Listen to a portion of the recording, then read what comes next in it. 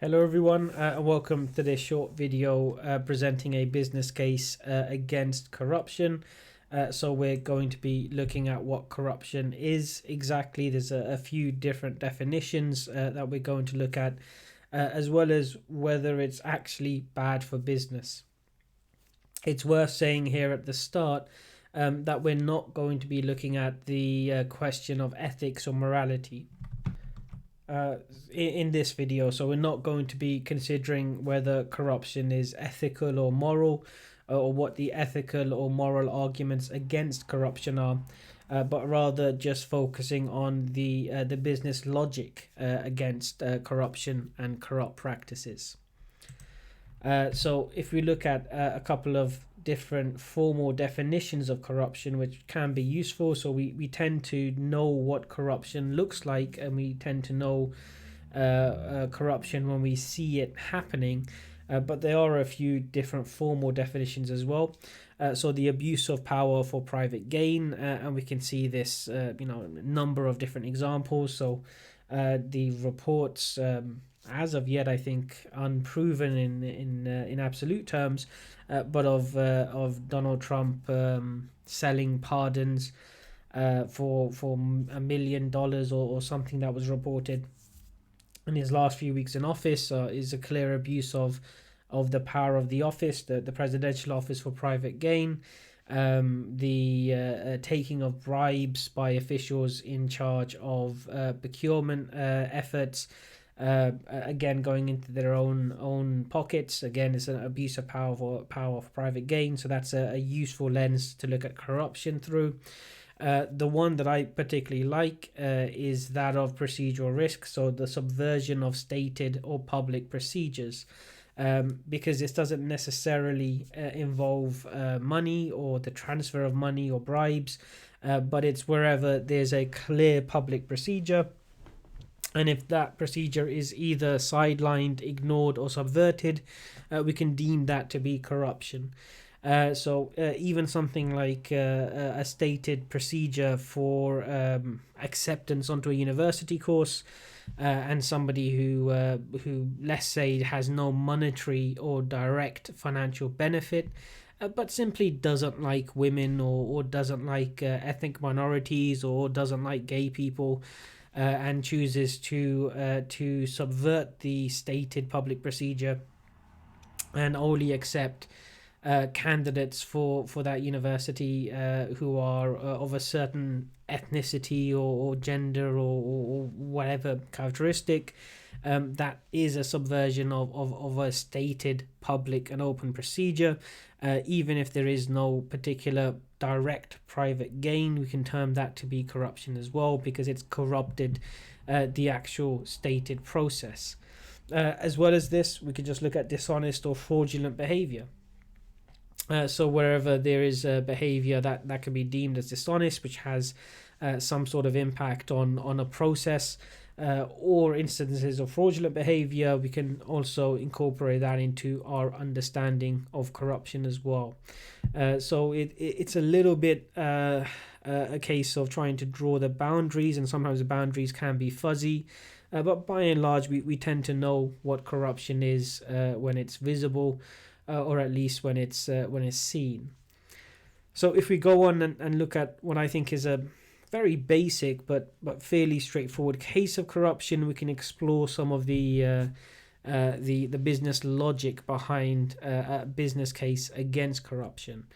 So we have an example with a procurer that has a contract that, let's say, is worth £10 million, and that contract cannot be fulfilled internally, so they have to go to an external third-party supplier to have the contract fulfilled.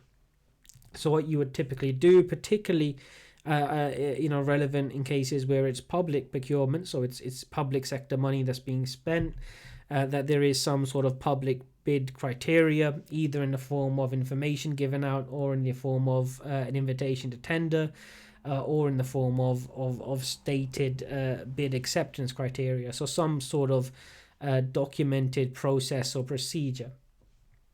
Now what would typically happen then would be that you'd get a range of suppliers that were capable of fulfilling that contract. They would submit bids, or they would engage in a tendering process in order to win the contract itself. And let's say, for the sake of argument, this is a particularly lucrative contract, and there's a £2 million profit margin, or potential profit margin. So in an ideal world, the procurer would evaluate each of the suppliers against the bid criteria, and then make a judgment on which was best able to fulfill the stated criteria and award the contract. If, however, we introduce a direct bribe, so let's say there's a £1 million bribe paid to the procurer by company A in order to secure the contract, this changes the logic of the situation significantly. So let's say the procurer is happy to pocket the £1 million bribe and award the contract to company A. Well, this instantly renders the bid criteria irrelevant. So here we can see the procedure and the process that's been stated for the awarding of the contract has been rendered irrelevant, so it's been subverted. And it also reduces the profitability of the contract itself. So what was a £2 million profit margin has now been reduced to a £1 million profit margin, because of course we have to take into account the cost of the bribe. It's part of the cost of winning that particular contract. So just as suppliers have to take into account business expenses, such as taking clients out to lunch, and the cost of things like companies sending little freebies and little gift bags, this has to be taken into account as well. So it does reduce the profitability of the contract instantly, as a result of the bribe being paid. This also does distorts the actual market itself. So let's say this contract's coming up for renewal, and our company B and company C, through their industry contacts and maybe just through knowledge of the competitive landscape within the industry, are aware that there was a bribe paid. Now they have a choice to make. So what they could choose to do is to simply offer their own bribes, and then knowing that there is a range of bribes being offered or being paid, there will be a pressure once you go down this route to actually secure the contract. No one wants to pay a bribe only to lose out on actually being awarded the contract. So it's likely that there will be an escalating series of bribes being offered. So let's say company B offers a £1.3 million bribe, company C offers a £1.2 million bribe. So company B is going to win the contract because they have the highest bribe being paid. This further reduces it keeps the public bid criteria being sidelined, so we're still subverting the stated process and procedure. But it also further reduces the profitability of actually winning the contract. So now let's say company B is looking at a profit margin of not £2 million, but rather just £700,000. Still a very handsome profit margin, but significantly reduced from what the original potential profit margin would have been. Now, what we have to do is understand that these bribes, as well as having a ethical or moral component, are also just business expenses.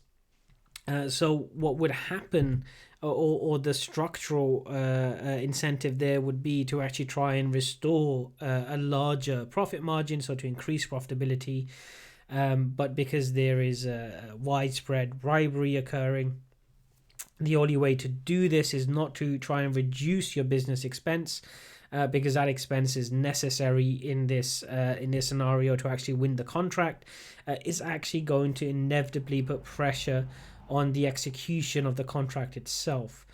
So because the criteria for winning the contract is not the stated public bid criteria, but rather the size and attractiveness of the bribe, you're going to have pressure to actually execute the contract below the required thresholds, secure in the knowledge that the procurer is still going to award you the contract because you've paid the biggest bribe.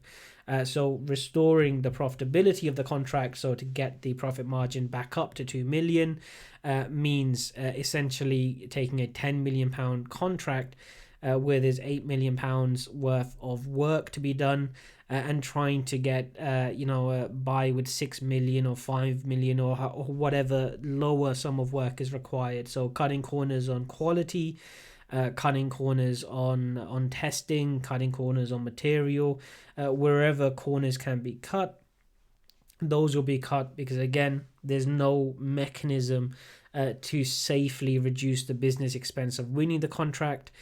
So that pressure all gets structurally transferred in the execution of the contract itself. That's one potential outcome, and that would obviously have very substantively negative impacts on the actual work that's being carried out. But even if we say company B and C, let's say, choose not to actually engage, they recognize that this is going to lead to an escalating series of business expenses, an escalating series of bribes, and that's not sustainable, so they choose to walk away from any further bidding on this contract.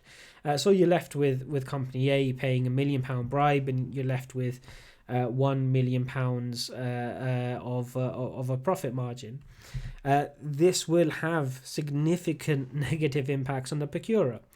So now, even though company A are secure in their ability to win the contract, and they're not facing the same kind of competitive landscape a non-corrupt or a real competitive bidding process would lead to, you have the fact that the procurer now has lost any competitive leverage when it comes to offering things out to tender, or putting things out to bid, or getting hold of a supplier.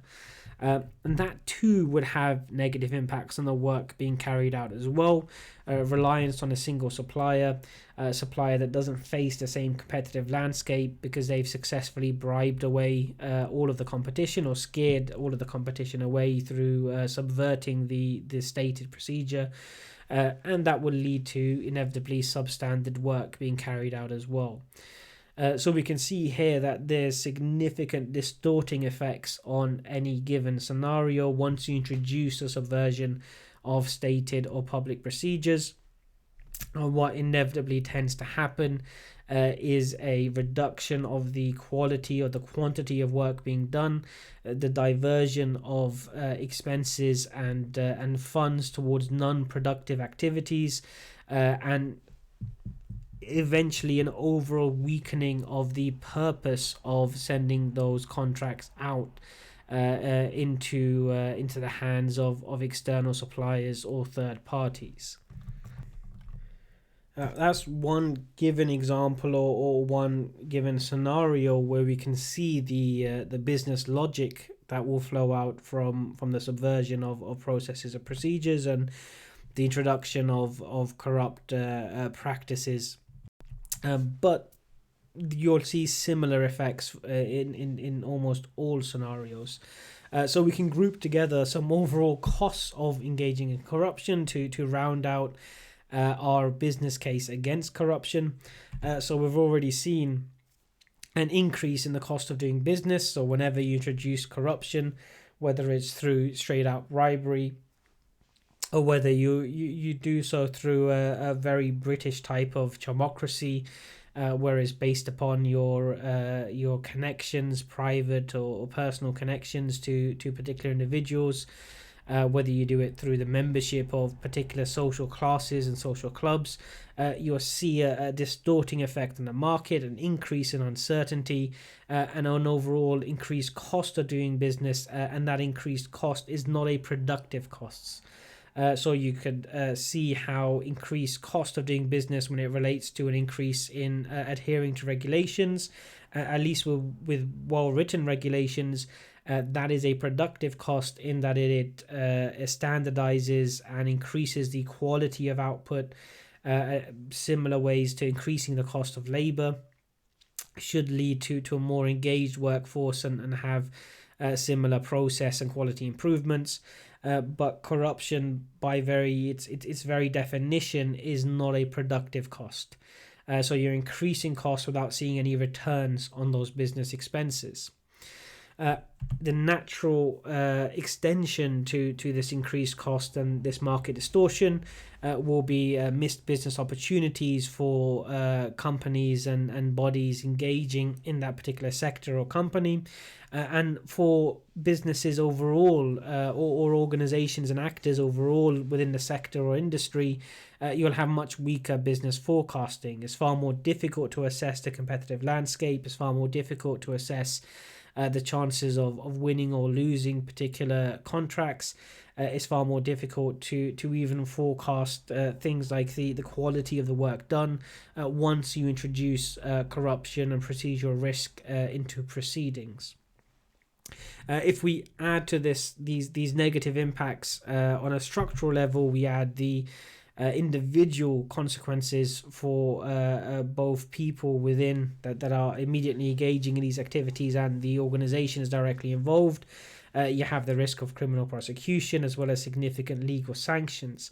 And with the international regimes, which, yes, there have been some major backwards trends over the last 10 years or so, but the overall trend over the last century has been towards increasing international enforcement of anti-corruption norms, increasing regional cooperation. So there is increasing and very significant legal sanctions being applied. So to add that particular element to international businesses, that's particularly important. And the ever-present risk of actual criminal prosecution may not happen in a huge range of cases, but it does happen, and it is an ever-present risk depending on the type of corruption you're engaged in. And that leads to wider consequences for the organization itself. So reduced public trust, which has been seen in varying ways. So the actual cost of engaging in what are by definition corrupt practices by major financial institutions. So I'm thinking of forex rigging scandals, the Libor scandal, and many other scandals like this haven't had a huge impact on financial institutions' bottom lines, but they have led to a real marked reduction in public trust in financial institutions, as well as the causing of a global financial crisis probably has something to do with that as well. As well as overall damage to brand and reputation that can and very often does ensue.